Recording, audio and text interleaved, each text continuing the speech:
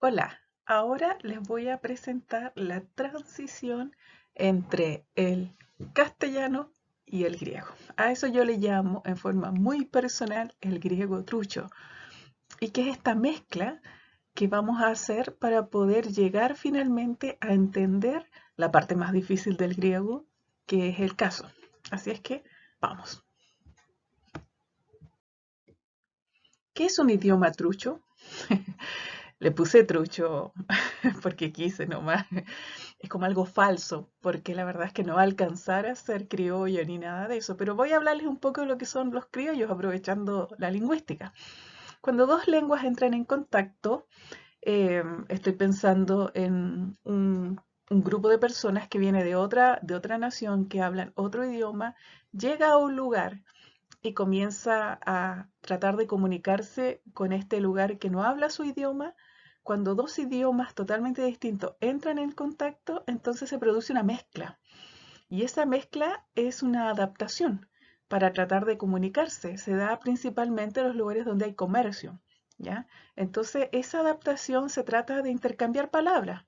Estas palabras que yo tomo desde una lengua a otra se llaman préstamos. Si el contacto persiste, también se incorpora la fonética, o sea, comienzo yo a hablar como el otro idioma y viceversa. Y por último, se cambia también la gramática, la forma en la cual yo conjugo, la forma en la cual yo digo las cosas, ¿ya?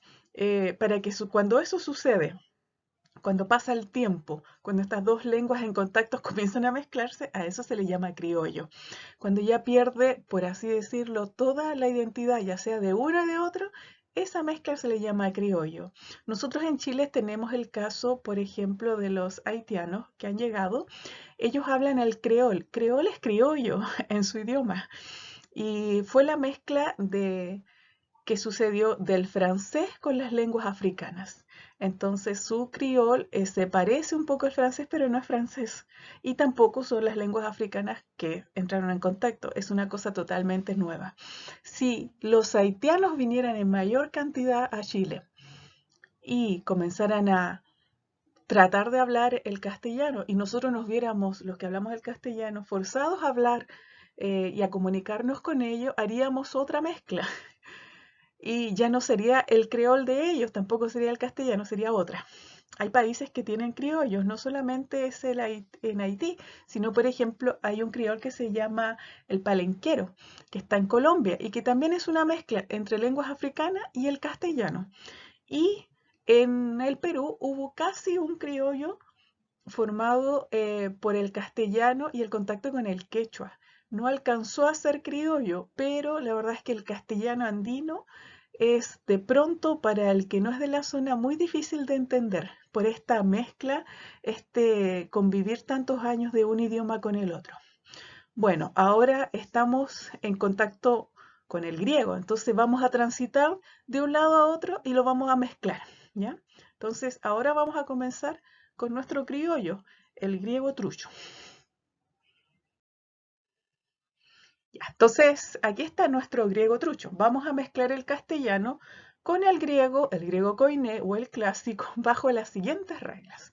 La primera regla es que las palabras son del castellano, o por lo menos las raíces de las palabras. Entonces nosotros, los que hablamos castellano, no vamos a cambiar nuestras palabras. La morfología de los sustantivos y de los verbos van a ser griegas, ¿ya? Entonces yo mantengo mi léxico, mantengo mis palabras, pero las terminaciones de mis sustantivos y de mis verbos van a ser ahora del griego, ¿ya? Las palabras en castellano se escriben con el alfabeto castellano o latino que se llama, y los sufijos en griego, que es la morfología, se escribe con el alfabeto griego. Como el griego no es un idioma que se hable, es un idioma que se lee y por última instancia se escribe, entonces no nos vamos a hacer problema con el hablarlo, ¿ya? Yo digo, hablemos el griego, o una forma de invitarlos a todos a escribirlo, ¿ya? Entonces vamos a ejercitarnos. Ejercitemos nuestro griego trucho. Entonces tenemos una oración que la vamos a pasar a griego trucho. Entonces, en cada oración debemos identificar el sujeto, el objeto directo y el objeto indirecto, ¿ya? de la oración que está en castellano. Yo quiero comunicarme con otra persona y voy a hacer esta mezcla. Esta es la mezcla del contacto. Entonces debes escribir una oración reemplazando las terminaciones de la siguiente forma. Cuando sea sujeto, mi morfología ya no va a ser la del castellano, yo le voy a tener que poner un os en griego. Y eso me va a identificar que es el nominativo. Cuando vea un objeto directo, yo le voy a poner on. Y eso es una marca acusativa.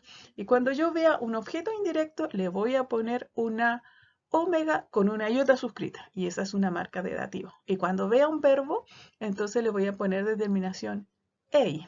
¿Ya? Entonces vamos. La casa es pequeña. Entonces yo veo que casa es el sujeto, es el verbo y pequeña es el objeto directo. Entonces, ¿cómo quedaría? Yo le tengo que poner la terminación de sujeto al que es el sujeto, que sería en este caso ya pasaría a ser nominativo. Entonces yo pongo la casos, esei, pequeñón, porque aquí está el objeto directo. Es pequeña, eso es objeto directo. Entonces, por lo tanto, yo, ahora, ¿cómo lo digo en griego trucho? La casos, esei, pequeñón. Ya, y ahora estoy hablando el griego trucho. Vamos por otro ejercicio. Otro ejercicio ya. Siempre recordar, sujeto es nominativo, os, objeto directo es acusativo, on, objeto indirecto es omega con iota suscrita, es el dativo, ¿ya? Entonces, y el verbo es ei. Vamos, entonces esta es otra oración. Jantías pide semillas a Felipe, ¿ya? Entonces tengo que identificar cuál es el sujeto. Jantías. El verbo es pide, semilla es el objeto directo, Felipe es el objeto indirecto. Entonces, bajo esta transformación, esta ayuda, mi sujeto va a ser nominativo, mi objeto directo va a ser acusativo y mi objeto indirecto va a ser dativo. Entonces, yo voy a decir jantíos, pidei, semillón a Felipo. Entonces, yo con eso estoy diciendo lo mismo, pero en trucho, ¿ya? ¿Cuáles son las lecciones de saber el griego trucho? Aquí llegó por qué yo le pido a mis alumnos que comiencen a hablar el trucho, ¿ya? Al identificar las funciones sintácticas de la palabra, el sujeto, el objeto directo, el objeto indirecto, en una oración podemos asociarlas con las funciones que desarrollan los casos en griego. Entonces ya no voy a estar perdida en el espacio pensando ¿por qué esto es acusativo? ¿Qué significa ser acusativo? Significa que eres objeto directo. Entonces, la idea es que podamos asociar en nuestra mente un sujeto con nominativo, un objeto directo con acusativo, un objeto indirecto con dativo. Los otros dos casos que nos faltan no los puse ahí porque la verdad es que si ya podemos identificar esto, el genitivo es fácil de asociar y el vocativo también. Entonces, estos son los más complejos, ¿ya? Y pensar en esta asociación me va a permitir reconocer y que sea después más natural tratar el caso en griego que, como lo he dicho en otras PowerPoint, en otros videos, es difícil de asociar nosotros que hablamos castellano. Bueno, espero te haya gustado esta lección, esta transición entre el castellano y el griego.